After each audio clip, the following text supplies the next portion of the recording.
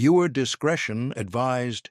This content contains disturbing accounts of real events experienced by law enforcement officers. It may not be suitable for viewers under 18 years of age or those who are sensitive to frightening or graphic content. If you are under 18 or easily disturbed by scary stories, please do not watch. Viewer discretion is strongly advised. There are people in this country who wake up every day and choose to walk straight into the darkness so the rest of us don't have to. They put on a badge, strap on a vest, and drive out into neighborhoods, rich, poor, forgotten, answering calls that most people would never want to receive. Police officers have always had a complicated relationship with the public they serve. Trust is fragile, criticism is loud, and the debates about authority, accountability, and abuse of power will never stop being important conversations in America. But here's what rarely gets talked about. What happens to the officers themselves?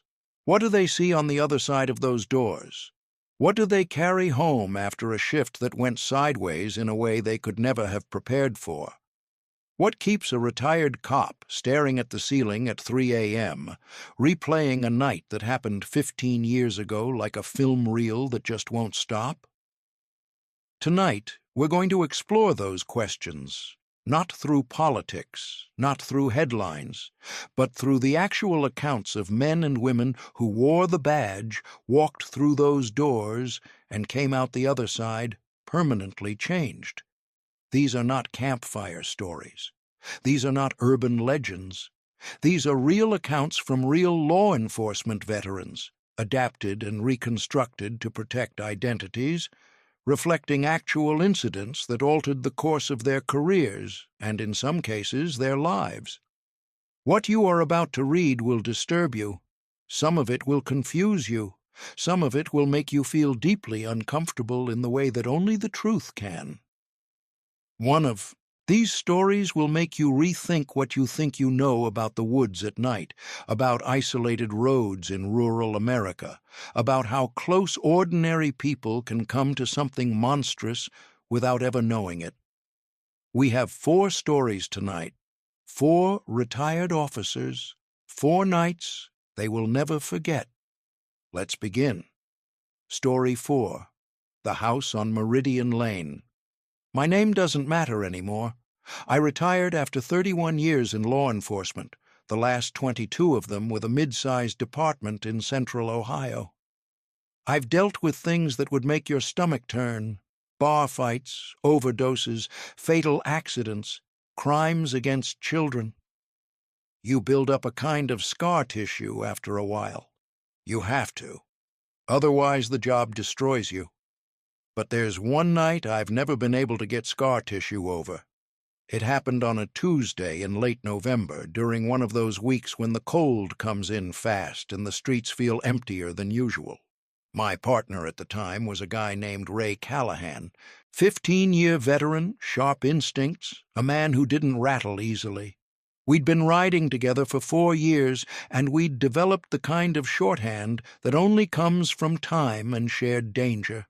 The call came in at 11:47 p.m. A neighbor had reported sounds of a domestic disturbance coming from a house on Meridian Lane, a quiet residential street on the edge of our patrol zone. We'd been to that type of call 100 times. Usually it's a couple arguing, sometimes one of them is drunk. Occasionally someone needs to spend a night in a cell to cool down. Not glamorous police work, but it filled the hours. What made me pay slightly more attention was the caller's tone. The woman on the recording was whispering. Not because she was trying not to wake someone up. She was whispering because she was afraid. You learn to hear the difference. We pulled up at 11:53. Meridian Lane was dark. Most of the houses had their lights off. But the house in question, a 2-story colonial that had probably been beautiful in the 90s, was lit up downstairs, and the front door was hanging open about 6 inches.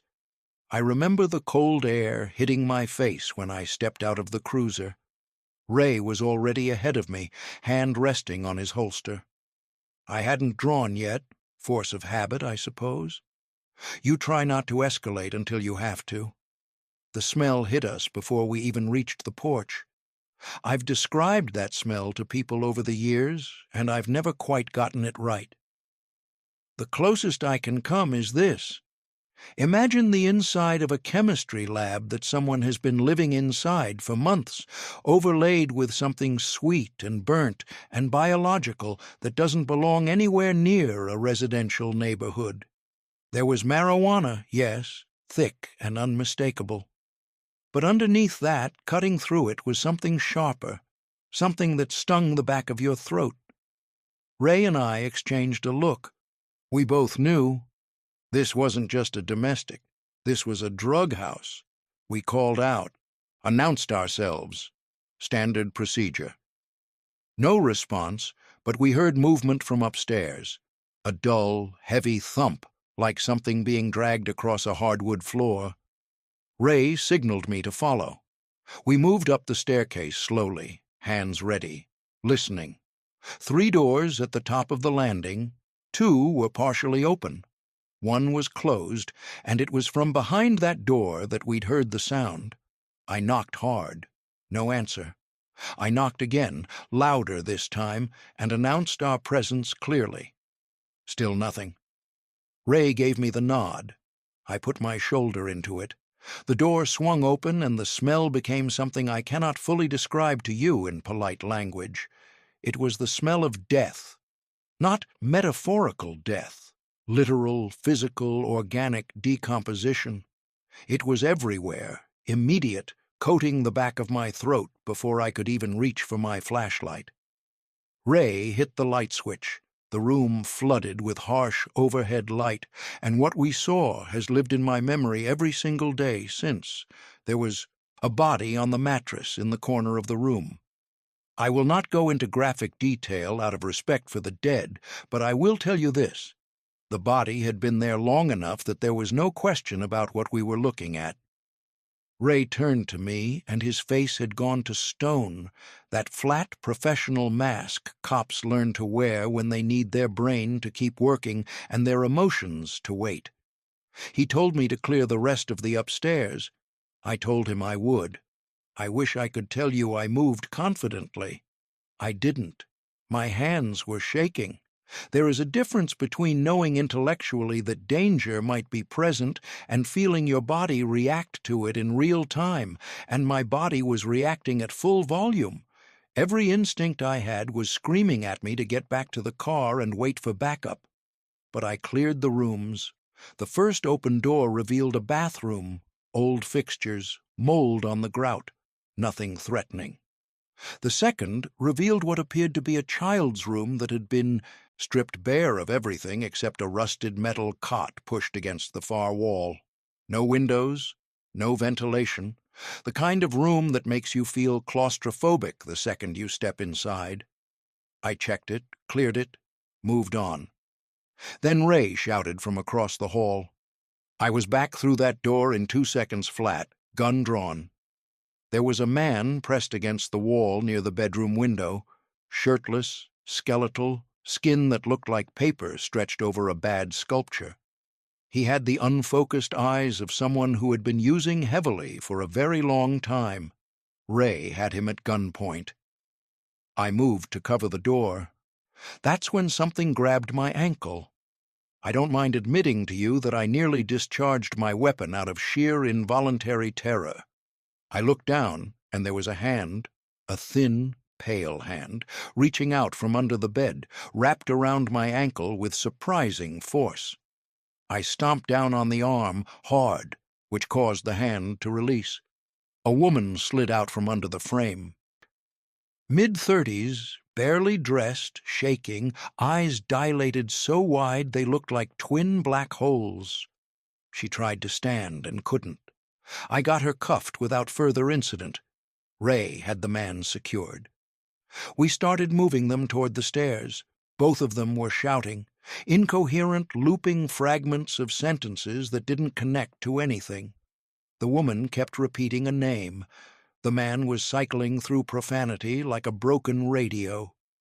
We were halfway down the stairs when I heard the scream from above us. It came from a third floor I hadn't known existed, a half-story attic space that wasn't visible from the street. Heavy footsteps, something crashing, and then a figure at the top of the stairs, moving fast. He was holding a kitchen knife, not a pocket knife, a full chef's knife, the kind you'd find in a cooking class. He was coming down those stairs fast, and he was screaming something that wasn't language anymore, just raw sound. Ray reacted. He always did react faster than me. It was one of the things I genuinely admired about him. His shot was clean and precise, and the man dropped on the seventh step. I won't walk you through the aftermath in detail. There are processes for these things, reports, reviews, investigations that grind through the machinery of the department for weeks after. Ray was cleared without question. The evidence spoke for itself. What the investigation revealed was this. The house on Meridian Lane had been operating as a methamphetamine distribution point for approximately 8 months. The dead woman in the upstairs bedroom had been a supplier from out of state. The man we had arrested, the skeletal one Ray had caught against the wall, had killed her over a debt. He ultimately confessed and was convicted. He'll spend the rest of his life in a federal penitentiary. The woman from under the bed received a lengthy sentence of her own. The man with the knife was 32 years old. He had an outstanding warrant from 2 other states. Ray told me afterward, in the parking lot of the department at 4 a.m., while we both drank terrible coffee out of paper cups, that he didn't feel bad about what he'd done. He said he'd made peace with it before we even got back to the car. I never asked him to explain that. Some things you understand without the explanation. I retired 6 years later. I still think about that house sometimes. The smell, specifically, and that hand reaching up from under the bed in the dark. Some things your brain just won't let go of, no matter how much scar tissue you've built up. Story 3. The second floor. I want to start this story by saying that I have never been a superstitious person. I grew up in a practical, no-nonsense household in western Pennsylvania where my father was an electrician and my mother was a school administrator, and nobody in my family dealt in ghost stories or the paranormal. I became a police officer because I believed in systems, evidence, logic, cause, and effect. 19 years on the job only reinforced that worldview, which is why what happened on the night of September 14th, I'm not going to give you the year, but it was during my 12th year on the force, genuinely rattled me in a way I was not prepared for, and I have spent a significant amount of time since then trying to construct a rational explanation for it. I haven't found one that holds. The call came in as a commercial alarm activation. Motion sensors tripped in a building that had been partially converted from office space to a medical clinic. The building was a 3-story structure on the outskirts of a mid-sized city in western Pennsylvania, the kind of place that gets converted and reconverted every decade as businesses come and go. The ground floor housed a small pharmacy. The second floor had been leased by various medical practitioners over the years. The third floor was reportedly in the process of renovation and not yet occupied. My partner that evening was Marcus Webb, a former Army MP who brought a very specific energy to police work. Calm, methodical, not easily unsettled. We'd been working together for about 8 months at that point, and I trusted his read of situations. The key holder, a building manager, met us out front within about 15 minutes of our arrival. Middle-aged man, heavy coat, visibly annoyed at being pulled out of bed. He let us in through the main entrance, and we took the elevator to the second floor, since the stairwell access door was locked, and he didn't have that particular key with him. The elevator opened onto a long hallway. Most of it was dark. There was a single overhead fluorescent fixture burning at the far end of the hall. Everything else had gone out or been turned off for the night. The pool of yellow light at the end of the corridor gave the whole thing a very specific quality that I don't particularly enjoy remembering. Marcus and I began working through the doors systematically. Standard procedure: try the handle, confirm locked, move to the next. Every door on that hallway was secured. When we reached the last office at the end of the hall, the one under the working light, the door was unlocked. We entered. Waiting room, reception desk, a dozen exam rooms branching off a central corridor. We cleared every single one. Nothing. No sign of entry, no evidence of tampering, no people. The motion sensors had apparently triggered for reasons we couldn't identify. Equipment malfunction, a bird against a window, something. It happens. We exited the office and turned back toward the elevator. I noticed immediately that the overhead light at our end of the hallway, the one we'd arrived under, had gone out. The only working light was now the one above the elevator, at the far end of the corridor from where we'd started. Marcus had gone white, genuinely white. The kind of color that drains from a person's face when they're nervous. System is processing something their mind hasn't caught up to yet. I asked him what was wrong. He said, "Weren't all those doors closed and locked when we just checked them?" I said, "Yes." He said, "They're all standing open." I looked back down the hallway. Every single office door that we had confirmed, locked, and closed was now standing open, not ajar. Open, pushed fully back, darkness visible inside each one. I want to be precise here because I know how this sounds. I am not a person who sees things. I do not have a history of sensory anomalies or sleep disturbances or any of the other things someone might point to when discrediting this kind of account. Marcus was standing right next to me, and he saw the same thing. We looked at each other and, without speaking, turned around and began re-clearing the offices. Every single one was empty. Again. We finished the last office, stepped back into the hallway, and turned the corner toward the waiting room of the end-unit clinic. The main entrance door of the clinic slammed shut with a force that had no business being generated by a naturally occurring draft. Not a swing, a slam. The kind a person makes when they're angry. Then our radios erupted with static feedback, not a garbled transmission, pure electronic noise, the kind you sometimes hear when two signals interfere with each other at exactly the wrong frequency. I pressed Marcus to get us to the elevator. I was done with the second floor. I wasn't scared in the way you get scared watching a horror movie. It was something different. It was a deep physical wrongness, like my body was receiving information that my brain couldn't categorize. We got back to the lobby and looked for the key holder. He wasn't there. I called dispatch. Dispatch informed me that the key holder had only just left his residence and was still approximately 5 minutes out. I told dispatch that was impossible. We'd been inside the building with the key holder for the last 30 minutes. Dispatch told me that was not possible. She put me on hold, conferred with the alarm company, and came back to confirm the key holder had been contacted by the alarm company only 12 minutes ago. He had not yet arrived on scene.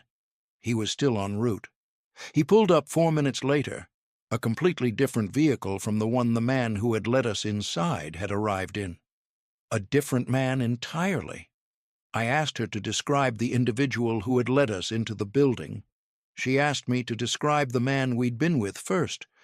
I did.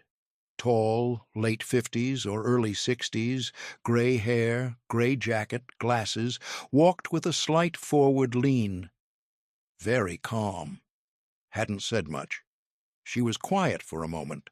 Then she told me that descriptions sounded like Dr. Gerald Hess, a psychiatrist who had leased the end office on the second floor for about 4 years.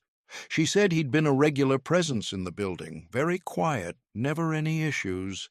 Then she said Dr. Hess had died at his vacation property in the Pocono Mountains about 9 days ago. It had been ruled a suicide. I didn't say anything for a while after that. Marcus drove home in silence. He called me the next morning and told me he'd been awake all night. He resigned from the department about 3 months later, not directly because of that night, he told me, but that night was part of it. He became a real estate appraiser. We still have dinner once or twice a year. I've never told that story on record before. I'm telling it now because I'm retired, because I'm 61 years old, and because I think the truth has a right to exist even when it doesn't fit neatly into any box you've built for it. I don't know who or what was on the second floor of that building. I do know what I saw. Story 2. The Woman in the Window. People in law enforcement joke about abandoned buildings. The joke is that nothing good ever happens in them and you always end up wishing you'd never gone in. Joke or not, it's essentially true. The call I'm describing came in on a weeknight in late October, peak of autumn, the kind of night where the air has a specific quality of stillness that makes everything feel slightly suspended.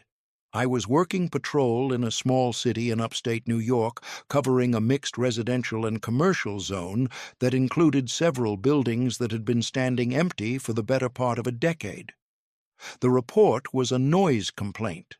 A resident on the second floor of an apartment building across the street had heard movement coming from a vacant 3-story building that had previously operated as a retail space.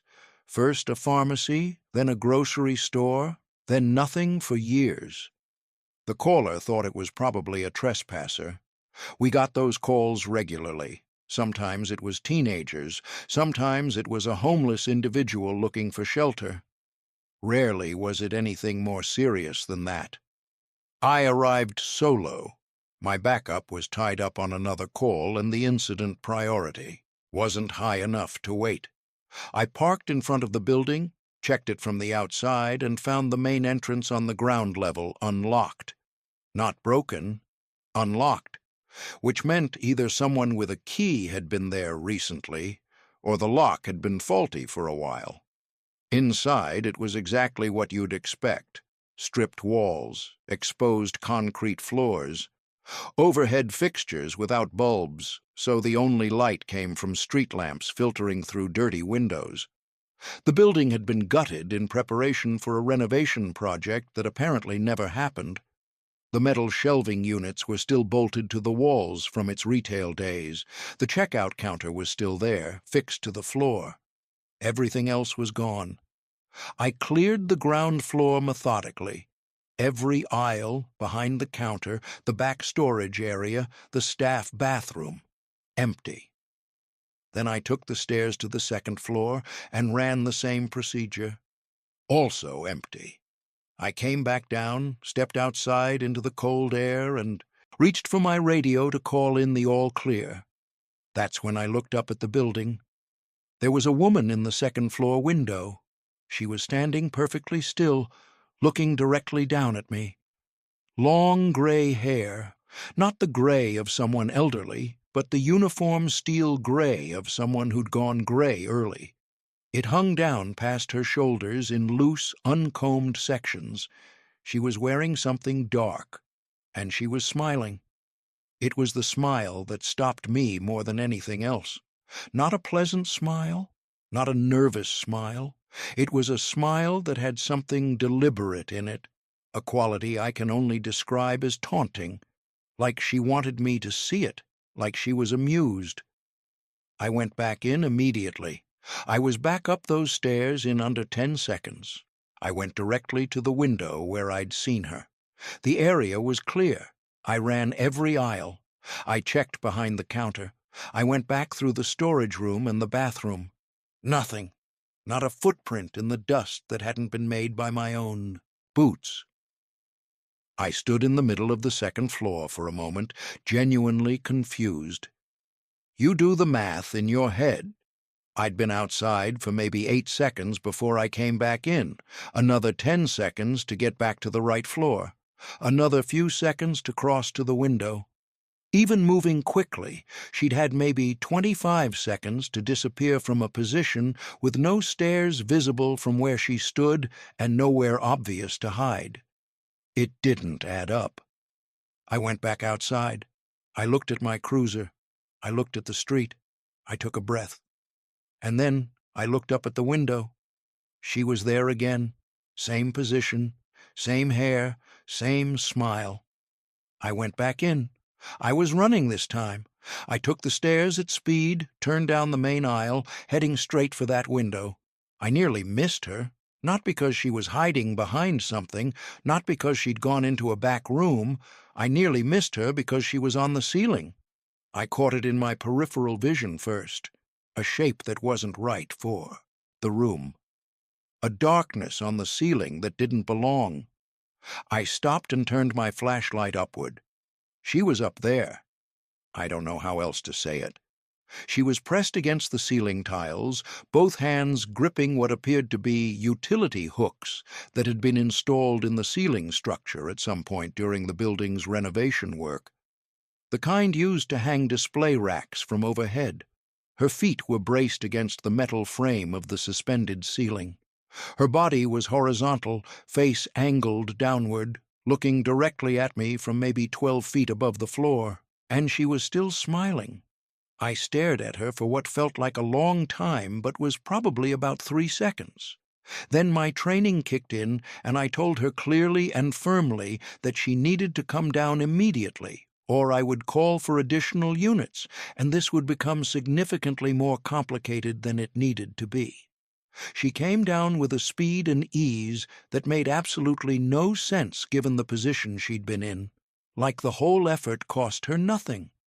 She dropped to the floor in a way that absorbed the impact effortlessly, and stood there looking at me with the same expression she'd been wearing the whole time. I got her cuffed. I walked her out to the cruiser, called for a transport unit. On the ride to the station, she sat in the back seat and stared at me through the rearview mirror the entire way. Not aggressively, no screaming, no struggling, just watching. That steady, unsettling smile that I'd first seen from the street, now about 3 feet away in my rearview mirror, completely unreadable. She was eventually evaluated, and it was determined that she had significant mental health needs that had gone unaddressed. She wasn't charged with anything serious, trespassing, which got her connected to a services pathway rather than a cell. But here's the thing I think about when I replay that night. How long had she been doing this? Hanging from ceilings in abandoned buildings, watching out windows, disappearing before people could catch her? Was it our building specifically, or was this something she did repeatedly in many locations? I don't have answers to any of those questions. What I have is the image of that face looking up at me from 12 feet above the floor, perfectly calm in a position that should have been physically exhausting, with that expression that said, without words, "I've been here the whole time." Some things stay with you not because they were the most dangerous moments of your career, but because they were the moments where you realized you didn't have a category for what you were seeing. That woman was one of those moments. Story 1. The Circle in the Woods. I want to be clear about something before I tell this story. I am not given to dramatics. I spent 11 years as a law enforcement officer in a rural county in eastern Tennessee, and in that time I dealt with situations that ranged from mundane to legitimately terrifying. I've had guns pointed at me. I've talked people down from ledges. I've knocked on doors to deliver news that broke people. Of everything I experienced in those 11 years, this is the one that found its way most permanently into my nervous system. This is the one I still revisit at night sometimes, running through the variables, trying to identify the one that would have changed the outcome. It was a warm night in late August, the kind of night in rural Tennessee where the air is thick and the darkness out on the back roads is absolute. No streetlights, no traffic, just 2-lane asphalt roads cutting through stands of trees that crowd in from both sides. I was running a routine patrol on a stretch of county road that saw maybe a dozen cars a night, if that. Just past mile marker 9, in a section where the tree line came right up to both shoulders, I caught a figure in my headlights. They were moving from the right shoulder into the tree line on the left. Fast, not panicked running, more like someone stepping deliberately out of sight. I only had a fraction of a second, and I only got half the picture before they disappeared into the trees. What I registered: average height, dark clothing, moving with purpose. I slowed down, pulled to the shoulder. I put my spotlight on the tree line, but the trees were dense enough that the light just broke apart in the branches. I couldn't see anything beyond the first row of trunks. I sat in the car for a moment, engine running, thinking through it. This was the kind of county where people did legitimately odd things at odd hours: hiking, hunting, checking on property. There was nothing inherently criminal about someone walking off the road at 11 p.m., but there was also nothing right about the way this person had moved. There's a difference between someone who happens to be in the woods at night and someone who goes into the woods specifically because they've seen you coming. This person had seen me coming. I got out of the car. I announced myself twice, clearly, before stepping off the shoulder into the brush. Asked whoever was in there to come out and identify themselves. The only sound was the usual background: insects, a light wind through the upper branches, the distant sound of something moving in the mid-canopy. Then the branch snapped. It came from behind a tree about 20 feet in. Classic tell. Weight shift, dry wood. Someone who was either trying to come toward me or trying to edge away without making noise and failed. I moved toward it, hand on my holster, and told them again to come out. They stepped out from behind the tree. They were wearing a mask. Not a Halloween mask, something handcrafted, painted wood or heavy fabric covering the entire face. Dark clothes from collar to boots. They raised their hands when I told them to, but when I ordered them to remove the mask, they didn't comply. I escalated my tone. Still no compliance on the mask. But their head turned, a deliberate slow movement to the left, like they were looking at something in the tree line. And then they looked back at me. I heard footsteps from my right. I drew my weapon and turned. A second figure, also masked. This one was holding an axe. Not a tactical blade, but a full wood-cutting axe, the handle worn smooth from what looked like regular use. They moved out of the tree line slowly, hands visible except for the one holding the axe, and positioned themselves about 15 feet to my right. I was telling both of them to get on the ground when the footsteps started coming from every direction. Not metaphorically, from every direction. I did a full scan. I counted as I turned. There were at least 10 individuals, some closer, some hanging back at the edge of visibility, all masked, all in dark clothing. Several were carrying tools or implements, more axes, what appeared to be lengths of heavy chain, at least one long-handled object I couldn't identify in the dark. They were forming a circle around me. Not a loose grouping, a deliberate spaced circle, each person positioned with geometric intention, closing off every exit angle except the one behind me, back toward the road.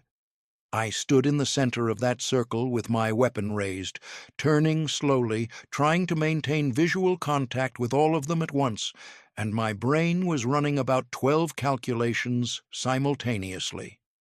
Distance, angles, how many I could reasonably stop before the others closed in, whether anyone had called in my position, how long before anyone would come. Looking.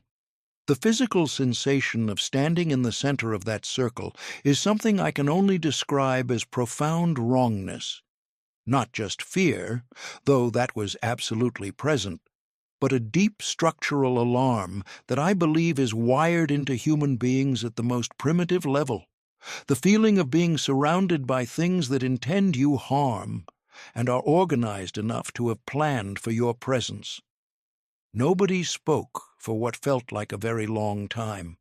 Then one of them, I'm not sure which, the voice came from the edge of the circle, spoke in a low, deliberate voice. The voice was distorted in a way I couldn't quite account for, too deep, too even, like something that had been filtered or practiced. 2 words, that's all. Go away. Those 2 words dropped into the silence of that Tennessee woodland, and I felt my heart perform something complicated that I don't have good medical language for, not because of the aggression in them, because of the complete absence of aggression. They were not a threat. They were not a warning. They were a dismissal. And somehow, the absolute calm certainty behind those 2 words communicated something to me that I've been processing ever since. I was going to walk out of those woods alive, not because they couldn't have done otherwise, but because whoever and whatever this group was, they had apparently decided that a police officer was not what they were looking for tonight. I turned toward the opening, the gap in the circle closest to the road, and I walked. I kept my weapon raised, and I kept moving, and I did not run until I was back on the shoulder, and then I ran to my cruiser, and I drove that car half a mile down the road before I stopped shaking enough to call it in. Backup arrived in 11 minutes, 6 units. A K-9 unit showed up 4 minutes after that. They went through those woods in a systematic grid search for 3 hours. They found nothing. No people, no equipment, no evidence of occupation. The woods were clean. In the days that followed, I put together a theory that I still believe today. I think that whoever that group was, they were organized specifically around the ritual or ceremonial intimidation of civilians on that road. I think the person who stepped off the shoulder when they saw my headlights recognized my cruiser as a law enforcement vehicle and attempted to disappear. I think the rest of the group made the decision, once it became clear they were dealing with an officer, that the benefit of proceeding did not outweigh the risk of what would follow. Had I been driving a civilian vehicle, I don't believe the outcome would have been the same. I've never been able to confirm that theory.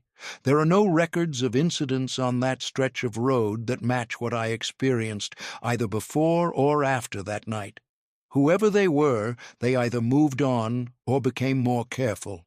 But I still drive a very specific route when I'm in that part of the state. The route that doesn't take me past mile marker 9. Some things you don't need a second encounter with to understand completely. 4 officers, 4 nights. 4 encounters that left permanent marks on the people who experienced them. What these stories share is something worth sitting with for a moment.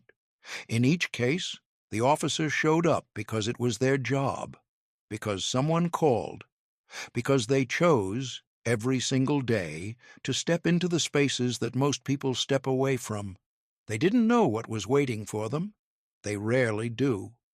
The house on Meridian Lane looked like a domestic call. The medical building looked like a false alarm. The vacant retail space looked like a trespasser. The back road looked like a pedestrian. None of them were what they appeared to be. That's the reality of law enforcement in America. The gap between what a call sounds like and what it actually is. The ordinary exterior and the extraordinary horror behind it. The door that opens onto something you never prepared for and can never fully walk away from. Across this country, right now, there are officers driving down dark roads, pulling up to addresses they've never seen before, stepping through doors that have been left open by someone who is either waiting for help or waiting for something else entirely. They're doing it in small towns in Tennessee and mid-sized cities in Pennsylvania and in rural counties in Ohio and in every state in between. Most nights, it's routine. Most nights, it's paperwork and cold coffee and tired conversations. But some nights are the ones they never talk about except with other officers at 4 a.m. in parking lots, in the specific language of people who have seen something that doesn't fit any existing framework. These stories are for those nights, and for the people who survived them.